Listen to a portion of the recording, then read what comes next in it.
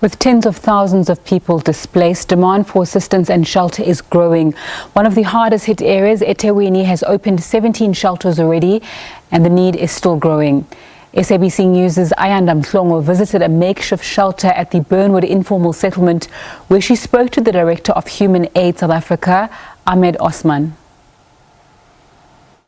I come from another informal settlement right now, Burnwood, where we saw they actually described like a tsunami wave that came, a landslide that came down through a valley and swept hundreds of families. Till today they're digging for family members. I think about 8 family members that haven't been found, and there's now a machine that's there, they call them the Bobcat machines, that are digging through. I mean, it's a few days, it's almost a week, and we're still looking for bodies. So that gives you a sense of eeriness and devastation, and the true definition of devastation that we're witnessing today.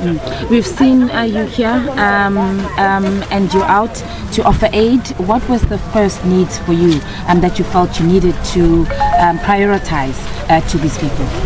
The first days that needed on the same Monday night during the storm, many of us left our homes that were able to go and assist those who were trapped and stranded in their homes when they had flooding. So we had to take them out of there and move them to community halls where they had shelter. Obviously, when they are there, going through trauma, we had children that was as young as 1 month, grannies that were old as 99 years old. We had to provide immediately food for them, blankets, mattresses, care. Some of them had left diabetic patients that had no medication, pressure problems. Those, and under trauma your pressure changes, so some of them didn't have pressure medication, so we had to get that and assist them. Few of the families stayed at those shelters for a few days, so every day they need to be taken care of.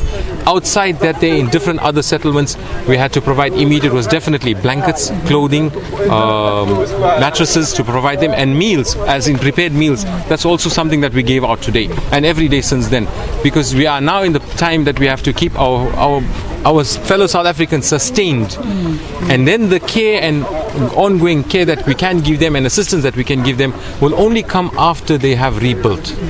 I mean, it's now day 4, day 5, and you are still providing aid, food, fresh food, warm, cooked food rather. You're providing food, you're providing water, medical attention. Does this point to how dire the situation is on the ground?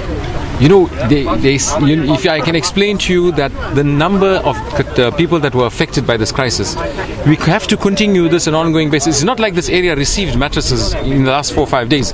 I think we are amongst the first organizations that have come out to give them blankets and mattresses and some sort of aid, because the volume is just too much. So I understand that government is trying to play its part. I've seen NPOs and NGOs so active everywhere, and what's a good thing is that we are coordinating to a large extent, so we avoid duplication, because there's a report that went out before we as Human Aid came out here that we are doing it to do this kind of quantity in this area.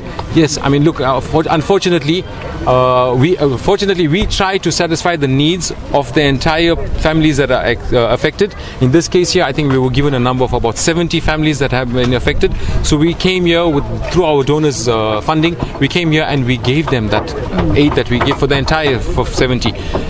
Some organizations and some family members that try to come out, they might come to an area and provide 20 out of the 70. That leaves a gap, so those gaps still need to be filled.